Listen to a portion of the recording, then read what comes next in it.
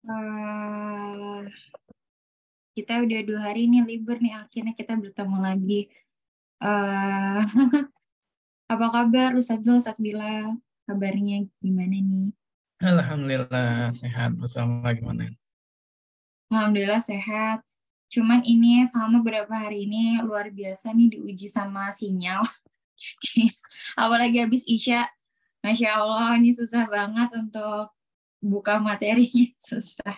Tapi insya Allah itu tidak menghalangi ya untuk niat kita belajar hari ini. Kalau Ustaz Bilal gimana keadaannya di sana? Apakah hujan di Kalimantan? Enggak, cerah. Alhamdulillah. Oke. Assalamualaikum juga nih buat teman-teman semua. Di sini ada Mbak Ani, ada Mas Azhar, ada Mbak hamba Allah dari Jogja nih yang sudah mencantumkan namanya Mbak Fiah, Ahlan wa sahlan, sama Mbak Rida.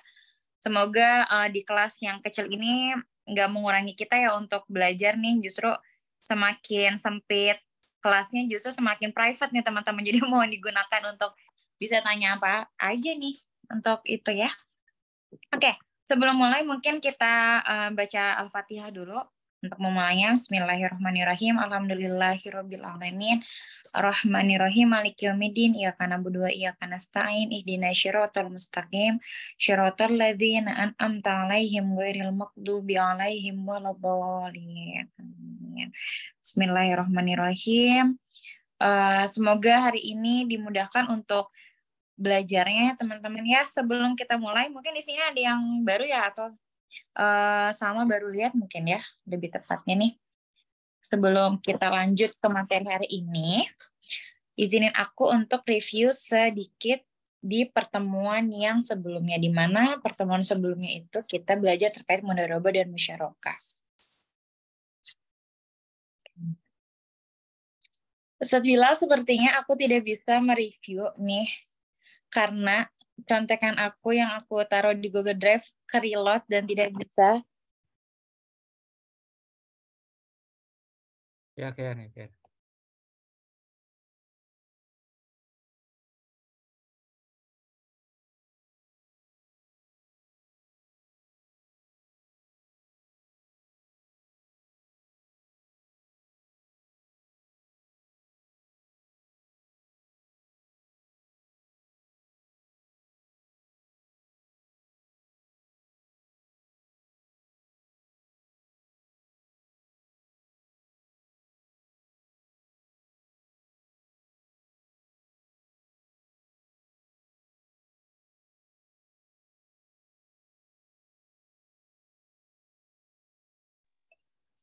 Oke, Ustadz Bilal, apakah bisa?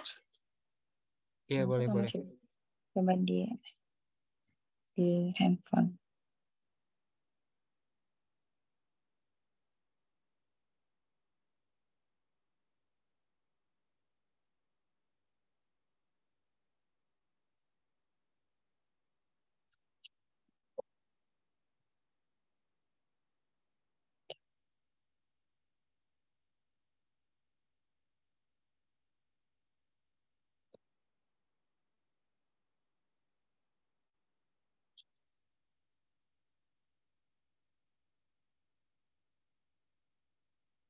Mohon maaf ya teman-teman semua ya. Nanti besok kita pikirin nih, sama pikirin deh malam ini gimana nih caranya agar kondusif lagi. Oke, nggak apa-apa kalau gitu biar Ana aja. Baik, Assalamualaikum warahmatullahi wabarakatuh. Bismillahirrahmanirrahim. Alhamdulillahirabbil alamin. Wassalatu wassalamu ala asyrafil anbiya'i wal mursalin. Nabiyina Muhammadin wa ala alihi wa ashabihi wa man tabi'ahum bi ihsanin ila yaumiddin. Segala puji bagi Allah Subhanahu wa taala yang senantiasa mencurahkan segala nikmat dan karunia-Nya sehingga malam hari ini di malam ke-12 Ramadan Allah masih berikan kita begitu banyak nikmat-Nya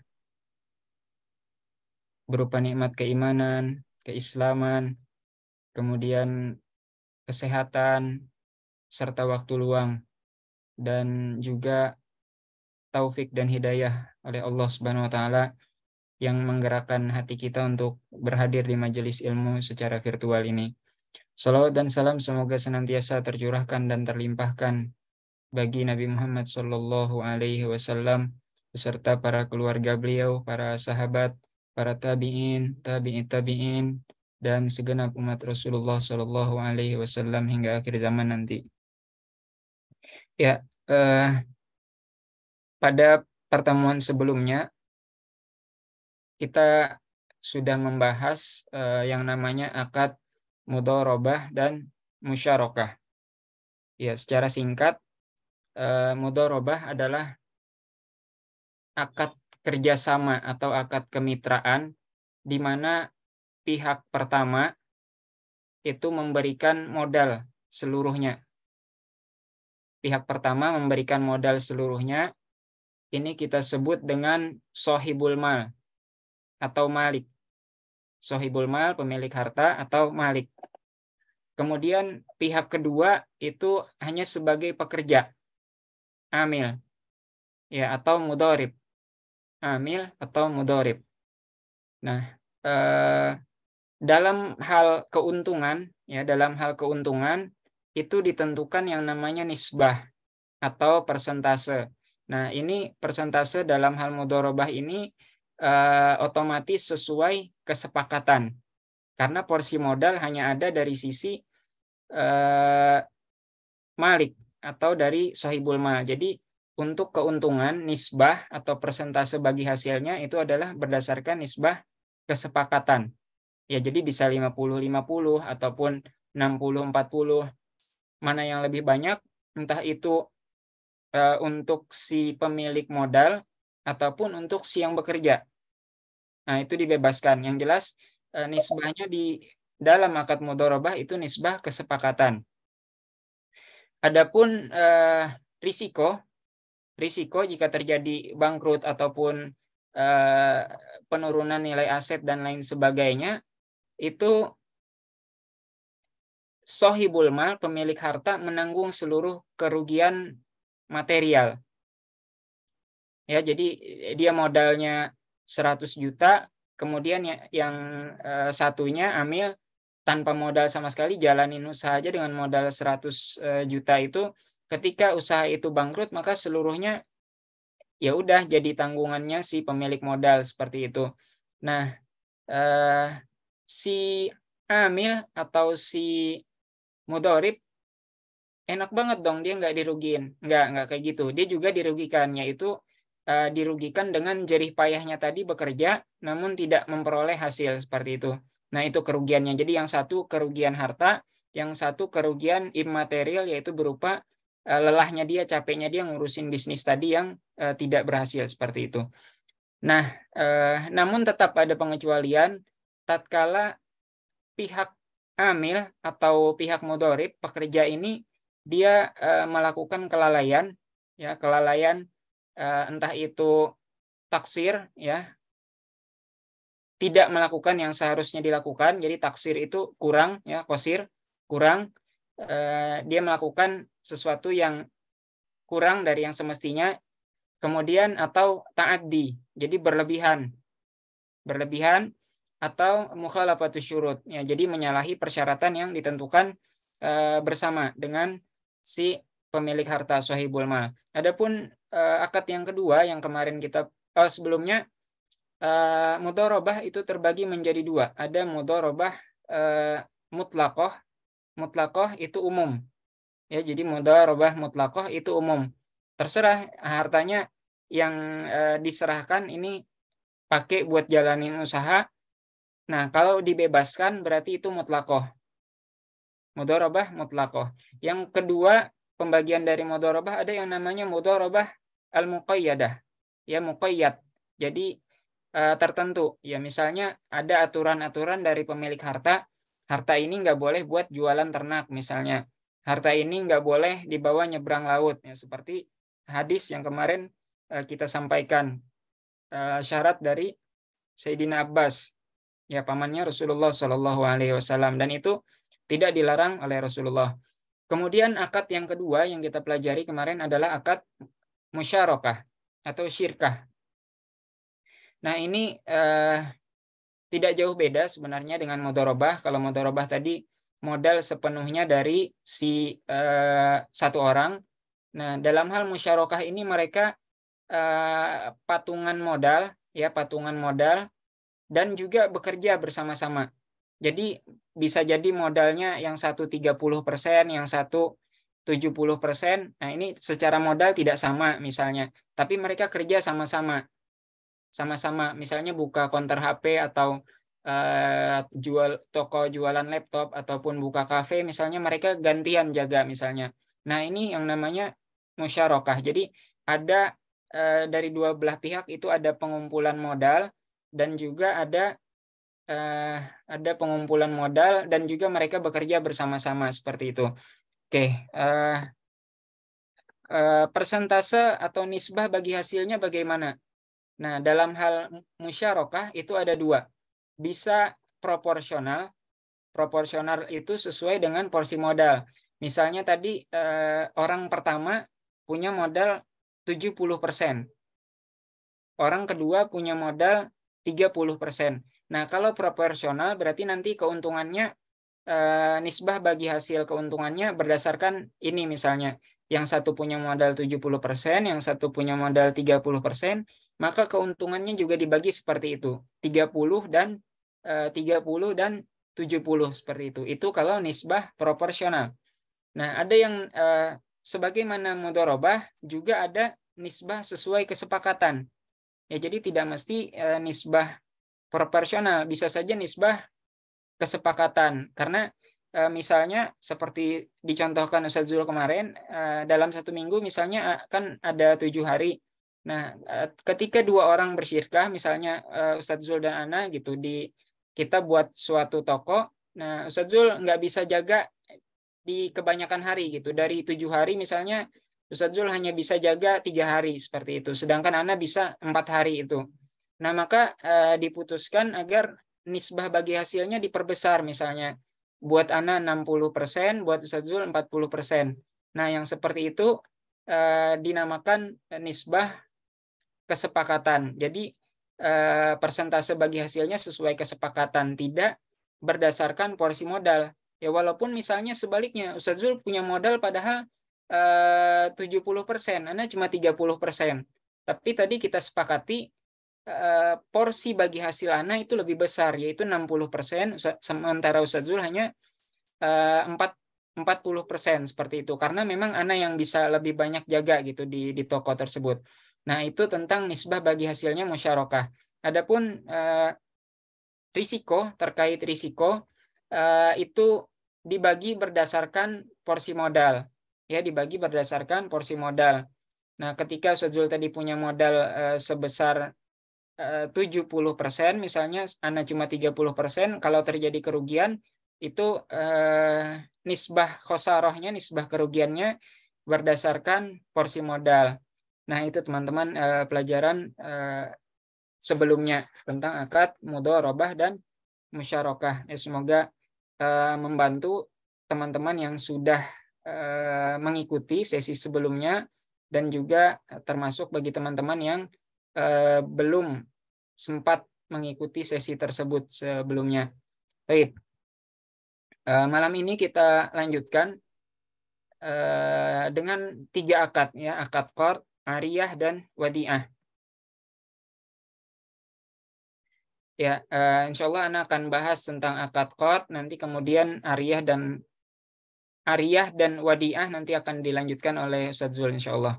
Baik, Ana mulai cepat saja karena kita juga udah lewat beberapa menit untuk murojaah. Akad qard, ya, hutang piutang. Pengertian qard, transaksi pinjam meminjam dana tanpa imbalan dengan kewajiban pihak peminjam mengembalikan pokok pinjaman. Ya, pertama tanpa imbalan, ya, dengan kewajiban pihak peminjam mengembalikan pokok pinjaman secara sekaligus atau cicilan. Jadi yang dikembalikan itu pokok pinjaman saja, baik itu secara sekaligus ataupun cicilan dalam jangka waktu tertentu berdasarkan prinsip syariah. Nah, ini dikutip dari Fatwa DSN MUI nomor 19 dan 79. Kemudian landasan qard itu hadis Rasulullah Shallallahu Alaihi Wasallam ma min muslimin yukridu musliman qardan marrataini illa kana kasodakatiha marrah. Tidaklah seorang muslim memberi pinjaman kepada muslim yang lain 2 kali kecuali ia seperti menyedekahkan yang sekalinya. Nah, jadi ini keutamaan meminjamkan juga itu, orang yang meminjamkan itu juga memperoleh pahala sedekah seperti itu. Nah, kita lanjutkan dulu, nanti ada banyak dalil-dalil di belakang. Hukum tentang qard. Ya, hukum asal qard, hutang piutang itu ijma, ya, ijma muslimin bahwasanya qard itu dibolehkan ya dalam Islam. Ya, dianjurkan bagi mukrid, pemberi pinjaman, ya, untuk memberikan pinjaman kepada orang lain. Ya, membantu orang lain itu dianjurkan. Nah, dan mubah bagi muktarid. Ya, bagi yang meminjam itu boleh saja. Jadi kalau kita bahas dari hukum taklifiyah yang 5, ya, jadi seorang mukallaf itu yang balik dan berakal itu disebut mukallaf. Nah, itu para ulama menjelaskan ada 5 hukum. Jadi kalau nggak wajib itu sunnah atau mandub, kemudian yang tengah-tengah ini mubah atau boleh, kemudian yang lebih rendah dari boleh itu makruh, itu dibenci, ada yang kelima itu haram, yang ini berdosa, seperti itu. Nah, dalam hal meminjamkan, ya, pemberi pinjaman itu dianjurkan, ya, jadi ini dianjurkan, ini termasuk di level yang kedua, di bawahnya wajib, seperti itu, di atasnya boleh atau mubah. Sementara minjam itu dibolehkan saja, itu tidak dianjurkan untuk melakukan peminjaman seperti itu. Ya, bahkan bisa jadi tercela seperti itu kalau untuk hal-hal yang tidak baik. Nah, Rasulullah Shallallahu Alaihi Wasallam bersabda, "Man nafasa an mu'minin kurbatan min kurabid dunya, nafasallahu anhu kurbatan min kurabi yaumal qiyamah. Wa man yassara ala mu'sirin yassarahullah alaihi fid dunya wal akhirah. Wa man satara musliman satarahullah fid dunya wal akhirah." Barang siapa yang menghilangkan satu kesulitan seorang mukmin yang lain dari kesulitan dunia, ya, jadi menghilangkan kesulitan mukmin yang lain dalam hal urusan dunia, niscaya Allah akan menghilangkan darinya satu kesulitan pada hari kiamat. Nah, barang siapa yang meringankan orang yang kesusahan, ya, dalam hutangnya, niscaya Allah akan meringankan baginya urusannya di dunia dan akhirat. Nah, ini keutamaan yang sangat besar, ya, bagi orang-orang yang memudahkan, ya, melapangkan urusan mukmin lain di dunia, maka itu akan dimudahkan urusannya di akhirat. Padahal kita ini sangat berhajat kepada Allah Subhanahu wa taala itu di akhirat gitu. Ya, meskipun misalnya kita ada orang punya hutang ke kita gitu. Ini orang dipinjemin dulu, waktu minjem dulu melas-melas, akhirnya ketika udah dipinjamin sulit banget ditagihnya, malah nggak balik sepeser pun.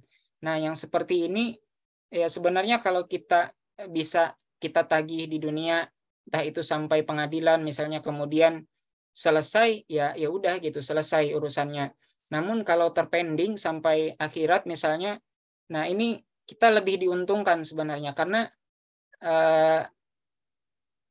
kita lebih berhajat terhadap amal soleh itu di akhirat gitu. Tatkala orang punya hutang, ya, dia meninggal dalam keadaan punya hutang gitu sesama manusia, nah itu nanti kebaikannya di akhirat itu akan diambil untuk dibayarkan kepada orang yang punya piutang seperti itu. Nah, makanya sebaiknya kalau kita mempunyai hutang di dunia, sebaiknya ditunaikan, karena itu jauh lebih ringan gitu. Kita di akhirat itu sangat berhajat, walau kebaikan, ya, sekecil-kecilnya kebaikan, kita sangat berhajat, ya, terhadap hal tersebut. Nah, itu kalau hitung-hitungan gitu. Kita punya hak piutang tapi kita tidak tagih di dunia, atau kita udah tagih tapi tidak terbayarkan gitu. Kita masih ini nih, kita masih pengen sebenarnya ngambil itu. Namun yang lebih utama sebenarnya, walaupun tadi kayak gini kita punya saldo gitu di akhirat nanti, ya udah nanti anak tagih di akhirat aja gitu. Tapi ternyata ada lagi yang lebih utama adalah dengan menyedekahkannya. Nanti ada ayat Al-Qur'an juga, tatkala orang punya hutang kepada kita, misalnya nggak bisa ditagih-tagih, nggak bisa, kemudian kita memutuskan untuk tasamuh saja, memaafkan atau kita ikhlaskan saja. Nah, ini yang justru lebih mulia, di mana tadi kita sangat berhajat kepada Allah Subhanahu wa taala tatkala di akhirat itu, karena kita selama di dunia itu punya akhlak yang simpel gitu terhadap manusia, ya udah yang beneran nggak bisa bayar hutang ataupun yang sengaja nggak bayar hutang misalnya kita ikhlasin aja. Nah, itu harapannya Allah juga membukakan kedermawanannya di akhirat kelak itu. Sebagaimana hambaku ini di dunia dia bisa berkasih sayang terhadap hambaku yang lain yang berhutang, dia biarkan saja hutang itu diikhlaskan, maka Allah juga sangat kuasa gitu untuk lebih dermawan lagi mengampuni dosa-dosa dan kesalahan kita gitu yang mestinya dipertanggungjawabkan secara ketat. Oke, kita lanjutkan materinya tentang ketentuan akad qard.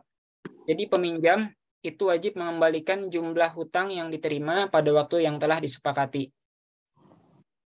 Ya, mengembalikan jumlah hutang yang diterima pada waktu yang disepakati. Kemudian si peminjam itu boleh pemberi pinjaman boleh meminta jaminan kepada muktarid ya bila dipandang perlu.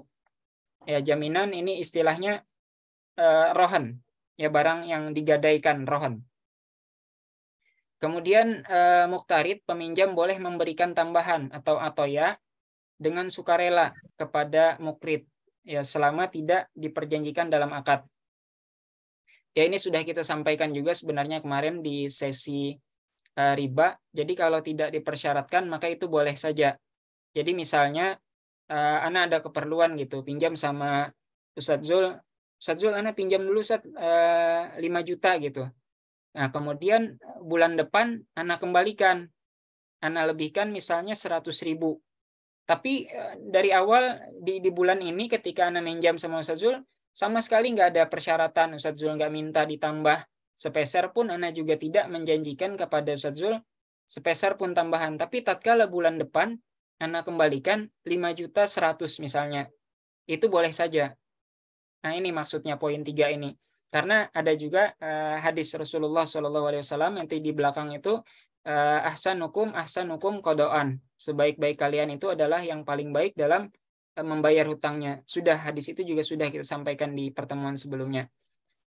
Jika muktarid tidak dapat mengembalikan sebagian atau seluruh kewajibannya pada saat yang telah disepakati, ya, yang berhutang nggak bisa memenuhi, mukrid telah memastikan ketidakmampuannya, jadi udah dipastikan nih si peminjam tuh nggak mampu, maka yang dapat dilakukan si pemberi pinjaman memperpanjang jangka waktu pengembalian.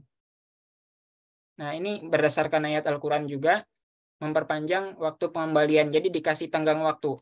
Atau yang kedua, menghapus atau write off sebagian atau seluruh kewajiban. Nah, ini isi dari ayat Al-Quran keduanya ini. Kalau nggak diberi tangguh, sedekahin sekalian gitu. Yang ini tadi kita sampaikan keutamaannya, memberikan saja gitu orang yang berhutang. Dalam hal muktarid tidak menunjukkan keinginan mengembalikan sebagian atau seluruh kewajibannya, dan bukan karena ketidakmampuannya, mukrid dapat menjual barang yang dijaminkan oleh muktarid. Nah, kalau orangnya sebenarnya mampu gitu, cuma nggak ada itikat baik mengembalikan, ya udah, mumpung kita pegang barang gadainya, rohannya, itu bisa kita eksekusi. Boleh kita jual gitu untuk mengambil hutangnya gitu, yang senilai hutangnya. Nah, jika barang jaminan tidak mencukupi, muktarid tetap harus memenuhi kewajibannya secara penuh. Nah, kalau nilai gadainya itu kurang, kita minta lagi tambahan. Seperti itu. Kemudian etika dalam qard utang piutang, yang pertama perintah untuk membayar qard atau hutang piutang tersebut. Allah Subhanahu wa taala berfirman, A'udzubillahi minasyaitonirrajim. Bismillahirrahmanirrahim. Ya ayyuhalladzina amanu aufu bil uqud. Hai orang-orang yang beriman, penuhilah akad-akad itu. Ya, di antara akad-akad itu ya utang piutang itu kan sudah perjanjian. Pinjam 5 juta misalnya, temponya 1 bulan, bulan depan atau 2 bulan gitu. Itu sudah ada akad di situ. Akad pinjaman dan temponya sudah disebutkan, maka Allah perintahkan untuk dipenuhi seperti itu. Al-Amr, para ulama usul fiqh membahas apakah perintah itu, setiap perintah itu lil wujub atau linadab, untuk wajib atau tidak gitu, hanya anjuran saja. Dan kebanyakan para ulama mengatakan bahwa al-amr itu lil wujub. Perintah itu menunjukkan suatu kewajiban. Jadi tatkala Allah perintahkan untuk penuhi akad-akad itu, perjanjian itu penuhi. Kalau udah janji bayar utang sebulan, ya dibayar gitu. Yang sengaja tidak memenuhi perintah Allah Subhanahu wa taala, maka maksiat, ya berdosa. Karena tadi menurut para ulama perintah itu adalah menunjukkan suatu kewajiban. Kalau yang wajib tidak dikerjakan maka berdosa, seperti itu. Kemudian ayat lain, innallaha ya'murukum an tu'addul amanati ila ahliha. Sesungguhnya Allah menyuruh kamu menyampaikan amanat kepada yang berhak menerimanya. Nah, di antara bagian dari amanat adalah hutang yang diberikan kepada kita, seperti itu. Ya, seyogyanya mengembalikannya tepat pada waktunya. Karena itu amanatnya terbatas tadi, dikasih pinjaman selama sebulan misalnya, ya udah kembalikan ketika jatuh temponya jikalau mampu. Oke, kemudian memberikan kelonggaran orang yang kesulitan membayar hutang. Firman Allah Subhanahu wa taala, wa in kana dzu usratin fanaziratun ila maisarah wa an tasaddaqu khairul lakum in kuntum ta'lamun. Nah, ini tadi 2 poin. Jika orang yang berhutang itu dalam kesukaran, maka berilah tangguh sampai ia berkelapangan. Jadi ini yang pertama tadi, beri masa tenggang tambahan, seperti itu. Kalau di praktik perbankan syariah, ya restrukturisasi, mungkin diberi restrukturisasi, mungkin cicilannya dikecilin gitu, diperpanjang masa temponya. Kemudian, dan menyedekahkan sebagian atau semua hutang itu lebih baik bagimu jika kamu mengetahui. Nah, dan ini alternatif yang kedua, disedekahin lebih baik gitu kalau memang kita tidak terlalu membutuhkan. Ya, harapannya Allah juga memudahkan urusan kita di akhirat tatkala kita baik terhadap hambanya di dunia. Kemudian hadis lain, man ahabba ayyuzillahullah fi zillihi fal yanzir mu'siran aw liyad'lahu. Barang siapa yang ingin untuk dinaungi oleh Allah Subhanahu wa taala dalam naungannya di hari kiamat, maka hendaklah ia memberi tangguh kepada orang yang kesulitan atau membebaskan hutangnya. Baik. Kemudian bersikap baik dalam menagih hutang. Nah, man talaba haqqan falyatlubhu fi afafin wafin au ghairi wafin. Barang siapa yang menuntut suatu hak, maka hendaklah ia memintanya dengan hormat, ya dengan beradab, beretika. Ya baik itu ditunaikan, dibayar ataupun tidak ditunaikan. Jadi ini etikanya. Ya nagih kita secara baik-baik gitu, entah nanti akan dibayar hutang itu ataupun tidak dibayar oleh orang yang berhutang kepada kita. Kemudian dalam hadis lain, rahimallahu rajulan samhan idza ba'a wa idza ishtara wa idza iqtada. Semoga Allah merahmati seseorang yang bersikap mudah ketika menjual, ketika membeli, dan ketika menagih haknya. Jadi enggak terlalu kalau jualan yang enggak kaku netapin harga yang tinggi. Kalau ketika jadi pembeli enggak nawar dengan drastis turun banget sampai nyebut-nyebut yang penjual pelit banget gitu. Enggak kayak gitu. Kemudian dalam hal hutang juga mudah seperti itu dengan cara yang baik. Nah, kemudian ini bagian dari etika juga, berhutang dengan niat baik. Ya, dengan niat baik. Man akhadha amwalan nas yuridu adaaha addallah anhu wa man akhadha yuridu itlafaha atlafahullah. Barang siapa yang mengambil harta orang dengan maksud mengembalikannya, maka Allah akan menolong untuk mengembalikannya. Ya, jadi di antara kedermawanan Allah, kalau seorang hamba itu tulus, ya dia memang butuh pinjaman seperti itu. dan niat mengembalikan, maka insya Allah Allah akan berikan jalan. Nah, dan barang siapa yang mengambilnya dengan maksud merusaknya atau hanya pengen ngambil harta orang aja, maka Allah akan merusaknya. Niatnya dari awal sudah tidak baik seperti itu. Maka Allah juga akan persusah. Sementara dia tidak lepas dari tanggung jawabnya terhadap manusia di dunia, dan kalau dia mati membawa tanggung jawab itu, maka akan terhutang sampai di akhirat seperti itu. Kemudian hadis lain, ayyama rajulin yadinu dainan wa huwa mujmi'un alla yuwaffiyahu iyahu laqiyallah sariqan. Barang siapa yang berhutang dengan suatu hutang dengan niat tidak akan mengembalikannya kepadanya, maka ia akan bertemu dengan Allah sebagai seorang pencuri.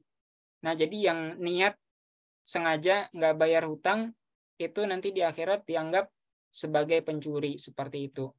Ya tadi, kebaikannya itu akan disetorkan kepada si orang yang punya piutang gitu, yang dia nggak bayar selama di dunia tadi.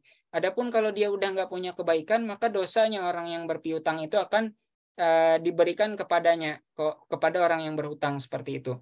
Kemudian sabda Rasulullah SAW lagi, matlul ghani zulmun.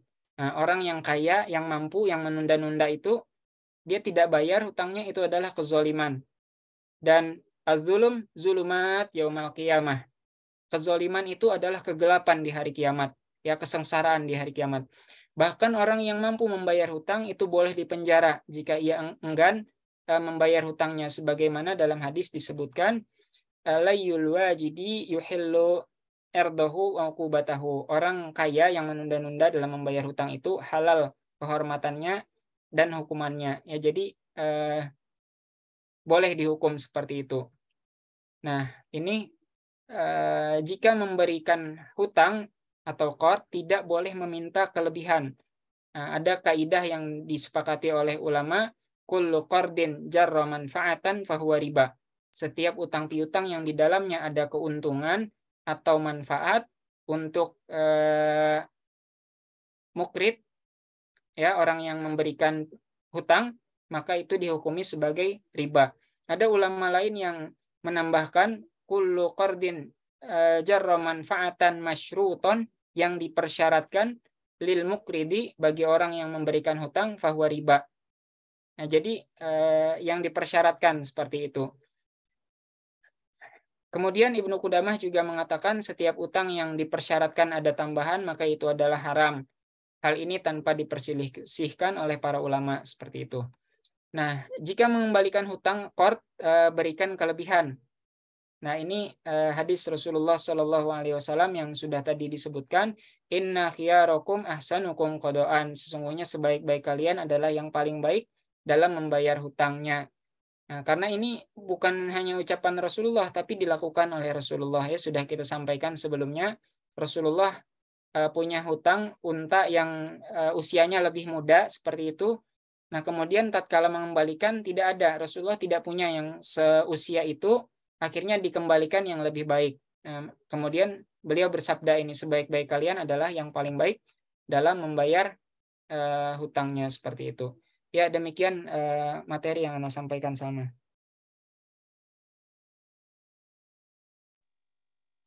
Oke, baik. Jazakallah khair Ustadz Bilal untuk penjelasan materinya. Insya Allah ini kita lanjutkan dengan penjelasan dari Ustadz Zul terkait Ariyah dan Wadiah. Kepada Ustadz Zul. Bismillahirrahmanirrahim. Assalamualaikum warahmatullahi wabarakatuh. Rasulullah. Allahumma faqihna fid din wa 'allimna ta'wil. Amin ya rabbal alamin.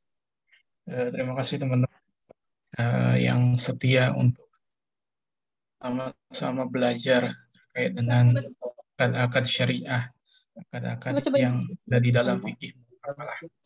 Tadi Ustadz bilang telah menjelaskan terkait dengan akad qard, yang mana akad qard ini sering diartikan atau diistilahkan dalam bahasa Indonesia itu dengan istilah pinjam meminjam. Gitu. Nah, ini memang sering terjadi pergeseran makna gitu. Karena padahal di dalam fikih muamalah yang namanya pinjam meminjam itu ada akad lain yang disebut sebagai akad ariyah atau i'arah. Jadi istilah yang tepat sebetulnya akad qard itu adalah hutang piutang, itu bukan pinjam meminjam. Tapi tidak masalah kalau memang kesepakatan dan sepemahaman masing-masing antara orang yang berakad itu menafsirkan qard adalah pinjam meminjam, maka konsekuensi hukum qard itu berlaku di dalam akad pinjam meminjam yang sifatnya terjadi perpindahan kepemilikan. Jadi kalau di dalam qard itu konsekuensi hukumnya adalah perpindahan kepemilikan. Ketika Ustadz Bilal pinjam uang ke saya 100.000, maka ketika saya berikan uang 100.000 dalam bentuk qard, utang piutang, maka uang yang saya serahkan kepada Ustadz Bilal sebagai hutang itu jadi milik Ustadz Bilal. Terserah Ustadz Bilal mau tasarufkan untuk apa, karena esensinya sudah terjadi perpindahan kepemilikan. Mau dipinjemin lagi ke pihak lain, mau dibagi hasilkan, mau dibelikan sesuatu, itu menjadi hak dari Ustadz Bilal. Karena esensi qard itu hutang piutang, yang mana konsekuensinya terjadi perpindahan kepemilikan. Nah, bagaimana dengan ariyah? Ariyah itu pinjam meminjam juga. Nah, bilang, jadi ariyah itu pinjam meminjam, di mana orang yang meminjam ini hanya berhak atas manfaat dari satu barang. Jadi manfaatnya saja yang bisa dinikmati, tetapi tidak ada perpindahan kepemilikan. Itu ariyah. Jadi akad ini adalah akad tabaru'at, yang tujuannya adalah tolong-menolong, yang mana orang yang memberikan pinjaman itu memperoleh pahala dan keridhaan dari Allah Subhanahu wa Ta'ala. Di barangnya tuh yang dipinjam nggak berpindah kepemilikan. Beda sama qard. Kalau qard dikasih pinjam, dikasih hutang, makanya lebih tepat hutang kalau qard, karena hutang piutang. Kalau sementara ariyah itu pinjam meminjam, pinjam tetapi manfaatnya saja yang bisa dimanfaatkan. Misalnya saya punya motor Mio, Ustadz Bilal kemudian minjem motor Mio itu. Saya bilang, silakan Ustadz Bilal gunakan motor saya. Ustadz Bilal berhak atas motor saya untuk memanfaatkan. Dia mau ke pasar, dia mau ke sekolah. Itu artinya memanfaatkan jasa, menikmati manfaat dari barangnya itu sendiri. Tapi enggak berpindah kepemilikan, barangnya tetap saya. Nah, konsekuensinya apa? Karena tidak berpindah kepemilikan dalam akad ariyah, Ustadz Bilal tidak berhak untuk meminjamkan kepada orang lain tanpa seizin saya yang memiliki. Ini perbedaan qard sama ariyah di situ. Kalau qard tadi perpindahan kepemilikan, sehingga Ustadz Bilal boleh mentasarufkan barang itu, harta itu yang sudah menjadi hutang.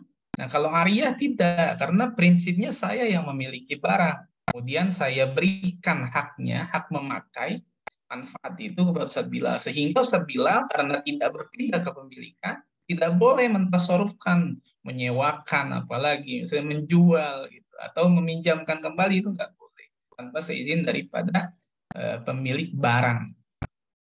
Nah, ini secara terminologi bahasa, etimologi, bahwa ariyah itu diambil dari kata aro. Makanya istilah akad ariyah itu bisa disebut dengan i'aroh. Jadi kalau ada i'aroh berarti ariyah, yang berarti datang dan pergi. Artinya setelah dikasih ke orang, ya dia akan kembali lagi, nggak berpindah kepemilikan. Asal dari kata at-ta'awur, yang artinya dengan at-tanawulu au at-tanawabu, yakni saling menukar dan mengganti.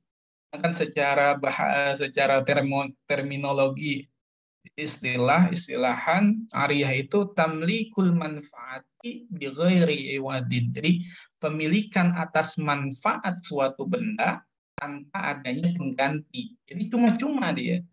Manfaatnya diambil, tetapi tanpa pengganti, nggak ada iwad, nggak ada ujroh, nggak ada fee, nggak nggak ada keuntungan karena memang niatnya lillah.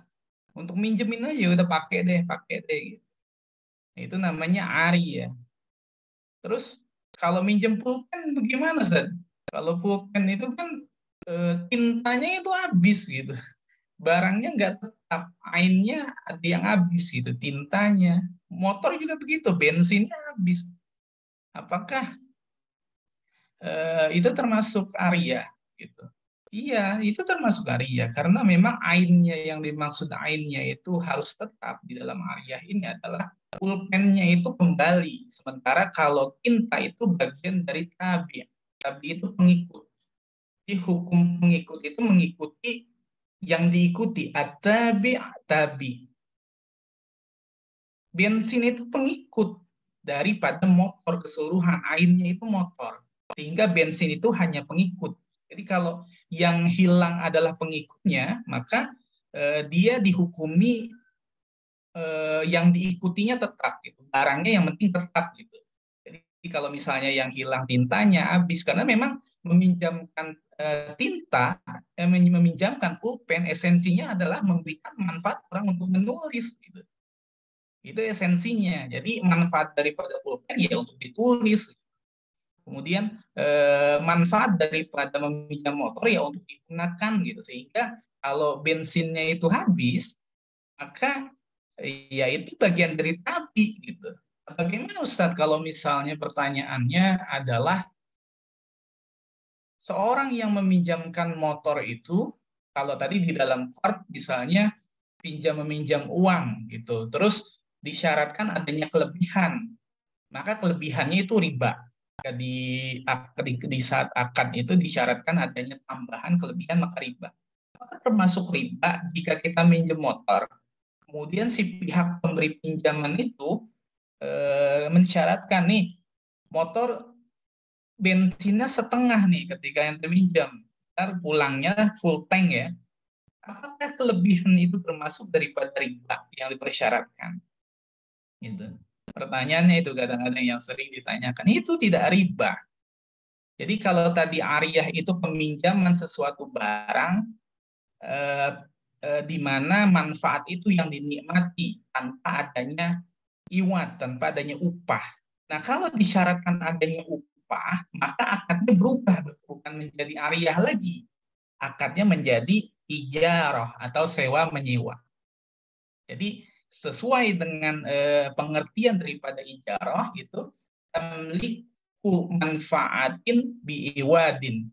Itu kan pengertian ijarah kan salah satunya menurut pendapat ulama bahwa ijarah itu memiliki manfaat suatu benda dengan adanya pengganti, dengan adanya ujroh. Nah, dalam hal ini kalau misalnya tadi si pemilik barang mensyaratkan adanya kelebihan, adanya tambahan, maka tambahan itu adalah sebagai upah.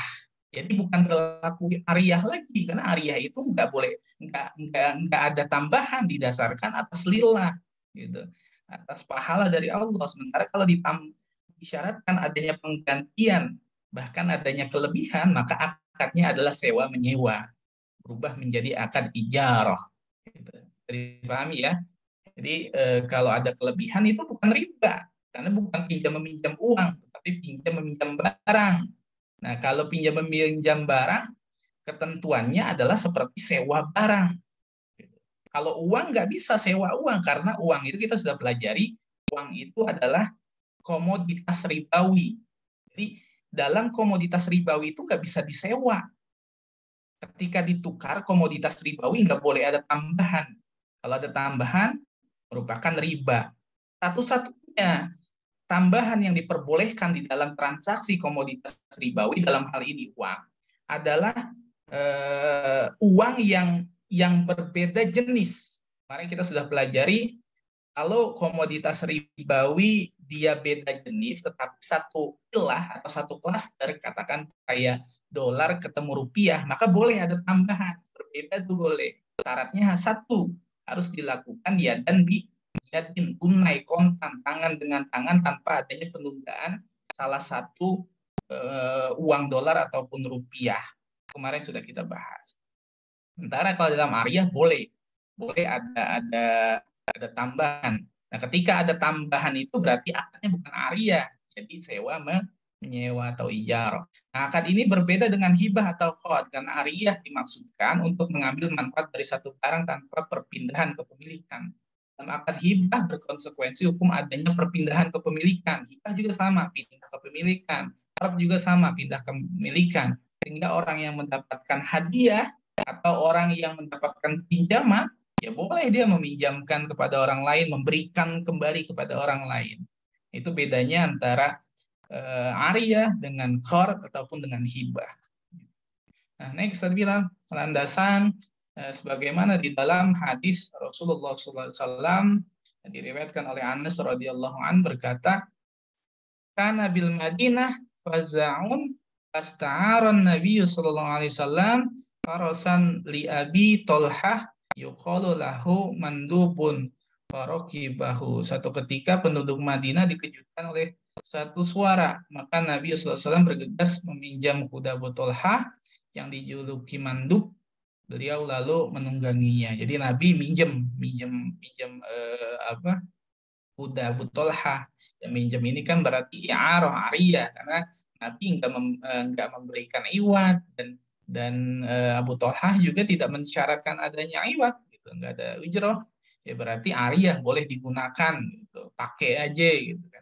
Nah, itu namanya ariyah. Banyak transaksi-transaksi kegiatan-kegiatan kita yang kita lakukan ini menggunakan akad ariyah, minjem pacul, minjem palu, minjem apa sama tetangga, gitu. Kalau tetangga membolehkan secara cuma-cuma berarti akadnya ariyah, gitu. Kalau dipinjemin jangan diambil, dibalikin, gitu. Kalau nggak balik itu yang salah, itu bukan i'arah, berarti nilep namanya. Jadi kalau minjem ya balikin, karena ariyah, tidak berpindah kepemilikan, gitu. Kemudian dalam landasan lain hadis Jabir bahwa beliau mendengar Nabi bersabda, "Man kana lahu abdun yahabha au liyu'irha." Jadi barang siapa memiliki tanah, hendaknya ia memberikannya atau meminjamkannya kepada orang lain supaya ditanami. Nah, ini kalau punya tanah, ini keutamaan nih, kalau punya tanah, kalau nggak dimanfaatin, nggak diproduktifkan, kasih orang bukan garap, gitu. Gampangnya gitu, itu pahalanya gede. Punya tanah yang nggak produktif, gitu. Bahasa fikihnya apa sih ya, saya lupa. Ardun apa sih? Saya agak lupa. Jadi menghidupkan tanah yang tidak produktif kepada orang lain untuk digarap itu bagus. Baik dengan cara nanti berbagi hasil, gitu, berbagi hasil, atau memang ya sudah hasilnya buat dia saja, yang penting kita keurus, gitu. Ihya ulamaat ya, Ustaz. Iya, betul, ihya ulamaat. Jadi menghidupkan tanah yang mati, gitu.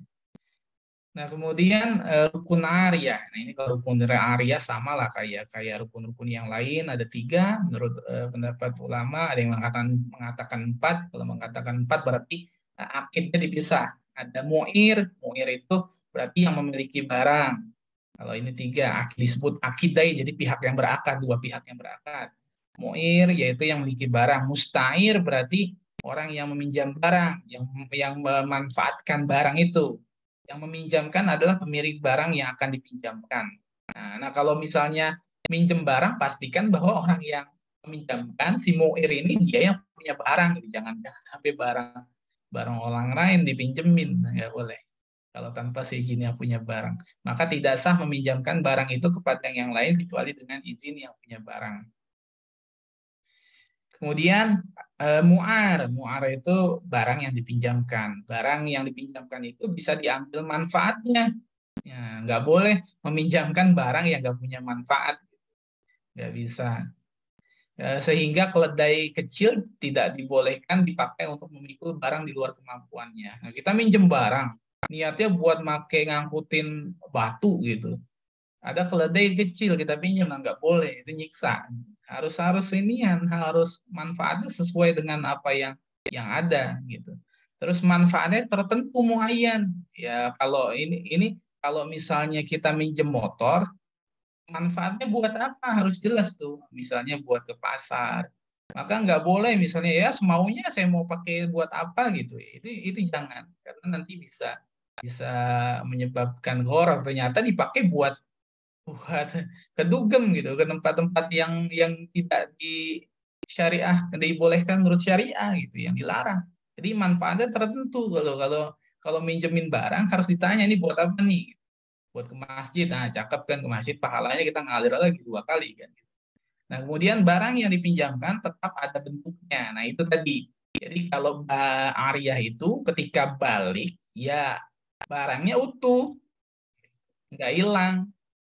Katakan misalnya dipinjemin motor, pas balik spionnya nggak ada satu gitu. Nah, itu kalau begitu bisa diminta pertanggungjawaban, suruh ganti gitu. Karena memang yang diberikan izin ya manfaatnya saja, tetapi kalau misalnya ada risiko di dalam area, pada prinsipnya kita boleh meminta ganti rugi kalau memang itu berdasarkan kelalaiannya. Barang yang dipinjamkan menjadi jaminan dari orang yang minjam. Nah, itu ya kan. Berarti orang yang meminjam itu ya harus menjamin dia bahwa selama dia gunakan itu berada di bawah tanggung jawab dia. Nggak bisa dia berlepas gitu. Ketika di jalan rusak, tapi atas kelalaian dia, ya dia wajib menanggung. Tetapi kalau misalnya tidak berdasarkan kelalaian dia, maka nggak harus ganti. Kemudian sigoh adanya ijab dan qabul. Ya, sama kemarin kita udah pelajari sigoh itu adanya pernyataan ijab. Ijab itu adalah pernyataan dari salah satu pihak untuk mengungkapkan keinginan. Ya. Kemudian qabul adalah jawaban daripada ijab. Ijab itu boleh ya, pokoknya ungkapan yang pertama, misalnya minjem, ya berarti kalau ungkapan dari yang pertama bilang yang minjem, saya minjem motor ini Ustaz. Nah, berarti dia disebut ijab. Kemudian saya yang menjawab, oke, saya pinjemin. Mana gitu. Nah, itu qabul tuh. Nah, bisa juga ijab itu disebut orang yang minjemin. Dari yang pertama ngomong saya pinjemin nih motor, nanti pakai deh. Terus yang dipinjemin jawab, saya minjem Ustaz 2 hari ya. Itu qabul. Pokoknya ijab itu adalah ungkapan pertama. Dalam akad itu namanya ijab. Qabul itu jawaban daripada ungkapan pertama. Next, Ustaz Bilal. Ini jam berapa nih? Jam 10 ya. Oke, ngebut nih. Nah, kemudian akad wadi'ah. Yang kedua nih akad wadi'ah. Wadi'ah itu titipan. Jadi wadi'ah itu titipan. Secara bahasa wadi'ah berarti menempatkan sesuatu yang ditempatkan bukan pada pemiliknya untuk dipelihara. Jadi nempatin sesuatu kepada orang yang bukan miliknya, tetapi minta untuk dipelihara.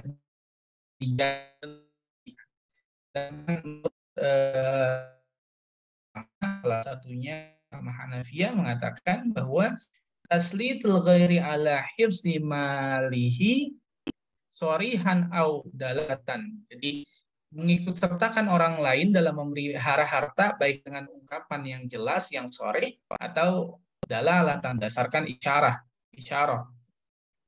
petunjuk gitu. Misalnya isyarah, orang bisu kan nggak bisa ngomong gitu kan. Maka dengan dalalah, dengan isyarah, dengan petunjuk gitu, itu dibolehkan. Sedangkan menurut ulama Malikiyah, Syafi'iyah, wadi'ah adalah tauqilu fi hifzi mamluki ala wajhin. Jadi tauqilu fi hifzi mamlukin ala wajhin mahsusin. Jadi mewakilkan orang lain untuk memelihara harta tertentu dengan cara tertentu. Itu artinya kita minta orang untuk menjaga lah. Itu kan nitip namanya. Itu wadi'ah. Nah, landasan hukum wadi'ah ini di dalam Quran surah An-Nisa ayat 58, a'udzubillahi minasyaitonirrajim. Innallaha ya'murukum an tu'addul amanati ila ahliha. Nah, sesungguhnya Allah menyuruh kamu menyampaikan amanah kepada yang berhak menerimanya. Kemudian dalam Al-Baqarah 283, falyu'addil ladzi tumina amanatah. Hendaklah yang dipercaya itu menunaikan amanahnya. Ya, kalau dititipin barang ya dijaga. Gitu. Demikian juga di dalam hadis adil amanata ila mani tamanak. tunaikanlah amanah kepada orang yang menitipkan amanah padamu. Nah, kemudian rukun wadiah sama ada akidain.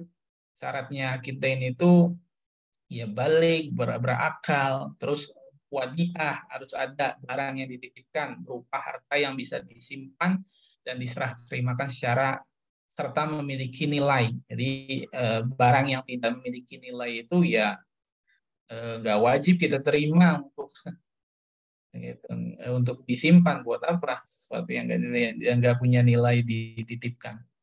Sighah adanya ijab dan qabul. Nah, hukum wadiah ini disyariatkan gitu, boleh. Jadi boleh saja kita menitip barang kepada seseorang, dan hukum yang menerima sama seperti qard ini. Yang menerima itu hukumnya sunnah, jadi kita disunahkan untuk menerima. Bagus buat orang yang mau menerima titipan. Gitu. Nah, orang tua saya itu sering banget terima titipan dari orang. Jagain ini, jagain itu. Gitu. Ya, orang tua saya nggak pernah nolak kalau misalnya diminta titipan sama orang. Gitu. Nah, masih dipercaya sama orang, alhamdulillah. Gitu. Nah, kemudian dilihat dari segi sifat akad, para ulama fikih bersepakat bahwa akad wadiah merupakan akad yang mengikat kedua belah pihak. Jadi kalau sudah dua orang ini berakad wadiah, maka hukumnya mengikat tuh kedua belah pihak, harus menunaikan kedua akad itu sesuai dengan tadi kaidah umum aufu bil uqud, mengikat yang menerima titipan itu harus menjaga sesuai dengan kemampuannya, dan yang menitipkan juga memiliki resiko jika misalnya nanti satu saat barangnya itu rusak atau hilang gitu. Selama memang si penerima titipan sudah menjaganya sesuai dengan kemampuan, ternyata tetap ada resiko misalnya rusak, maka si pihak penitip itu sudah siap untuk menanggung resiko terhadap itu. Apabila seorang dititipi barang yang ada akad telah memenuhi syarat rumah dia, maka pihak yang dititipi bertanggung jawab untuk memelihara barang itu. Yang dititipi bertanggung jawab, dia wajib menjaga sesuai dengan kemampuannya. Kalau sudah dia laksanakan sesuai dengan kemampuan, ternyata ada resiko, maka ya itu nggak berhak dia, berkewajiban dia untuk mengganti rugi. Ini, namun demikian, apakah tanggung jawab memelihara barang ini bersifat amanah atau ganti rugi? Nah, ini Anda jelaskan di ini selanjutnya. Dalam kaitan ini, para ulama sepakat bahwa status wadiah di tangan orang yang dititipi bersifat amanah. Nah, ini prinsipnya di dalam akad amanah, di dalam akad wadiah itu adalah amanah, sifatnya titipan. Titipan, bukan tanggungan. Karena kalau dia diamanahkan dan dia sudah menjalankan amanah itu, kemudian ternyata rusak, dia nggak menanggung, kecuali dia lalai, maka baru dia menanggung doman statusnya. Tetapi ketika dia sudah menjaga, maka statusnya adalah amanah. Dia hanya dia hanya sebagai amin saja, yang menjaga saja. Kecuali karena dia lalai, maka statusnya adalah doman, ganti rugi. Nah, alasannya kenapa akad wadiah ini bersifat amanah, karena Rasulullah di dalam hadisnya mengatakan bahwa laisa 'alal mustauda ghairal mughalli dhamanun. Orang yang dititipi barang apabila tidak melakukan pengkhianatan tidak dikenakan ganti rugi. Artinya tidak melakukan pengkhianatan, ya dia sudah menjalankan amanah apa yang disampaikan oleh penitip. Ini ente gini gitu ya, nggak boleh digunakan. Pokoknya disimpan aja, ente jaga nih. Gitu. Nah, itu kalau dia sudah mengikuti permintaan arahan daripada penitip, nggak boleh digunakan, dirawat saja, maka dia nggak mengganti rugi kalau terjadi resiko. Dalam hadis lain dikatakan la dhamana 'ala mu'tamin. Orang yang dipercaya memegang amanah tidak boleh dituntut ganti rugi.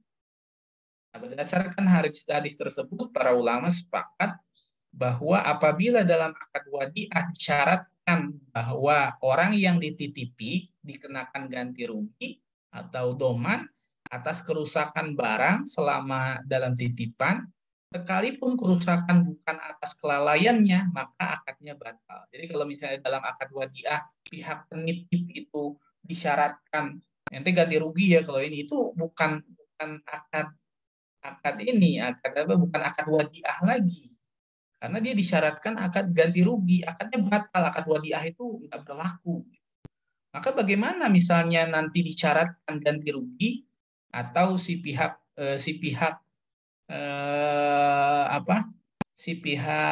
yang dititipi mensyaratkan atau menjanjikan bahwa nanti gue ganti deh kalau gue pakai rusak. Nah itu akadnya bukan wadiah lagi, tapi akadnya berubah jadi statusnya doman. Next, Bilal. Nah, ini penjelasannya di sini. Perubahan akad amanah menjadi akad domanah. Berkaitan dengan sifat akad wadiah yang asalnya adalah amanah, yang imbalannya berupa mengharap ridho dari Allah, sama. Akad wadiah ini akad tabaruat. Jadi asalnya ini tanpa imbalan. Allah yang memberikan pahala, sebagaimana tadi disebutkan di awal. Para ulama juga membahas terhadap perubahan sifat dari amanah menjadi domanah. Nah, paling tidak para ulama fikih mengemukakan beberapa pendapat di antaranya. Pertama, apabila barang titipan itu tidak dipelihara oleh orang yang dititipi, jadi dititipin barang nggak dipelihara, sabodo wae gitu, dititipin motor, naruhnya ada di pelataran aja, nggak dijaga, mau diapain, mau dikencingin kuda, mau dikencingin apa, dibiarin aja nggak ditutup gitu. Atau ditendangin bocah lagi main kan gitu, berarti dia nggak amanah kan. Nah kalau rusak dalam hal kayak gitu dia wajib mengganti karena dia melakukan kesalahan, nggak memelihara dengan baik sesuai dengan kewajiban dia sebagai pihak yang dititipi. Nah, kalau gitu statusnya doman, ganti rugi gitu. Nah, yang kedua, barang itu dititipkan kepada pihak lain yang mana orang tersebut bukan pihak yang berada di bawah tanggung jawabnya. Nah, ketika dia dititipin, ternyata dititipin lagi kepada orang lain.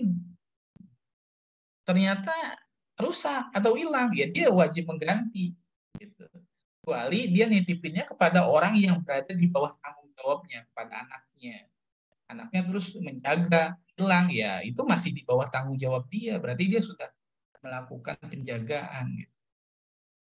Nah, kemudian ketiga, barang itu dimanfaatkan oleh orang yang dititipi. Nah, ini para ulama sepakat bahwa ketika barang yang dititipi digunakan oleh orang yang dititipi, kemudian barang yang digunakan itu rusak, maka ia wajib mengganti doman ketika kerusakan disebabkan oleh faktor lain di luar kemauan. Sekalipun kerusakan itu disebabkan oleh faktor lain. Jadi, kalau status barang yang dititipan itu kita gunakan, yang awalnya adalah sifatnya amanah, kemudian kita gunakan, sifatnya jadi domanah. Gitu. Jadi sifatnya adalah tanggungan, kita wajib mengganti kalau terjadi resiko. Gitu. Nah, oleh karena itu, ketika tiga syarat ini tercukupi, artinya nggak dipelihara, kemudian dipinjemin kepada pihak lain, atau kita gunakan kemudian terjadi resiko, maka status yang tadi amanah menjadi domanah. Makanya ada istilah wadiah yad amanah dan wadiah yad domanah. Kalau wadiah yad amanah, ya dia dijaga saja, nggak digunakan, nggak dipinjemin, dipelihara saja.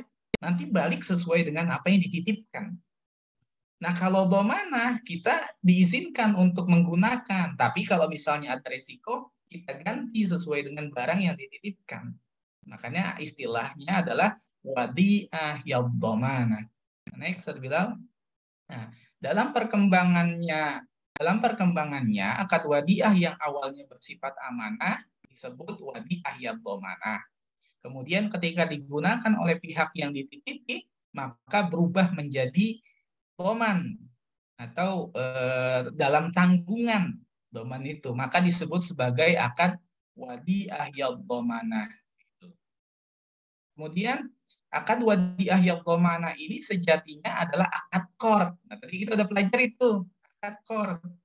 Jadi qard itu sama, artinya ya kita mengganti sesuai dengan apa yang dipinjamkan gitu kan.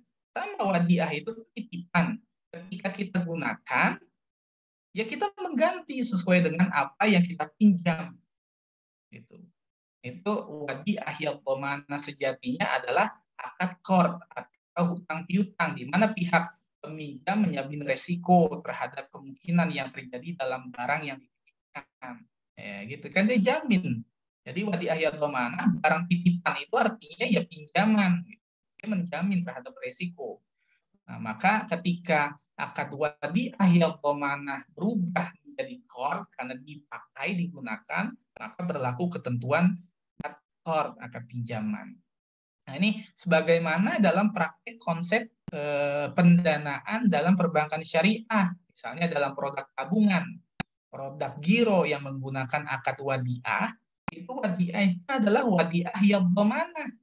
Karena apa? Bank itu berhak untuk menggunakan dana itu, memutarkan ke pembiayaan, memutarkan ke deposito di bank lain, investasi segala macam. Bank itu boleh menggunakan dana titipan nasabah.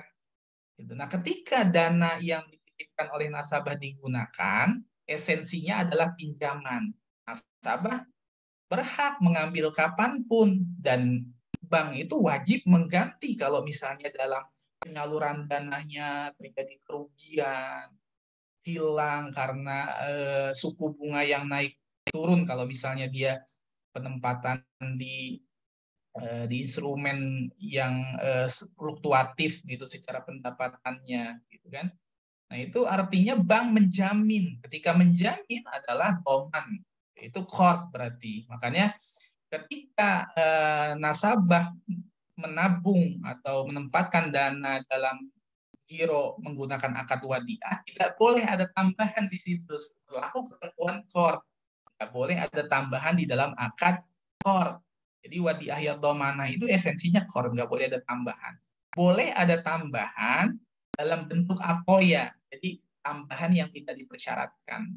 Jadi terserah bank nanti, kalau misalnya bank ketika menyalurkan dana qard tadi, dana wadi'ah yang dhamanah yang esensinya qard, kemudian menghasilkan, bank boleh tuh ngasih tambahan sesuai dengan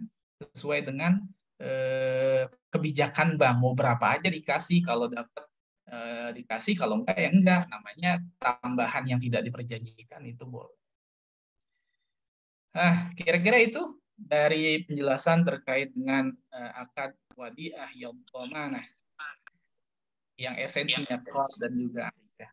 Fadhol Ustaz Gal, kalau ada pertanyaan. Belum kuis ya? Nanti ada kuis ya, Sabila ya? Iya, ada kuis insyaallah. Oke. Jazakumullah khairan Ustadz Bilal atas penjelasan terkait qard, ariyah, sama wadiah. Ini sejatinya akad tolong-menolong ya Ustadz ya. Oke, alhamdulillah ini penjelasannya jelas sekali. Dan ini sangat relate. Dan ini banyak digunakan oleh perbankan nih. Ustadz, ini ada pertanyaan. Kita langsung ke pertanyaan mungkin ya Ustadz ya? Ya, boleh. Ini ada pertanyaan dari Mas Khalili Azu. Mohon penjelasannya Ustadz. Pertama tentang jual den bidain. Atau jual beli hutang dengan hutang ya. Baik definisinya atau terjadi pada apa saja den bidain syukron. Yang kedua pada kategori. Boleh. Den bidain itu sama-sama kayak bayi kali bikali nggak Ustadz? Ya. Nama pertanyaan sama. Penjelasan kalian. Jadi den bidin itu jual beli utang dengan utang. Kapan dikatakan jual beli ini den bidin? Yaitu ketika si penjual tidak memiliki barang.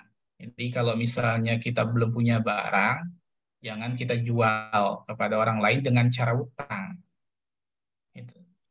Kalau kita menjual sesuatu yang belum kita miliki, kemudian kita jual dengan cara tidak tunai, hutang, maka itu den bidin, karena ada larangan hadis Nabi, la tabi' ma laysa indak, jangan kamu menjual sesuatu yang belum kamu miliki.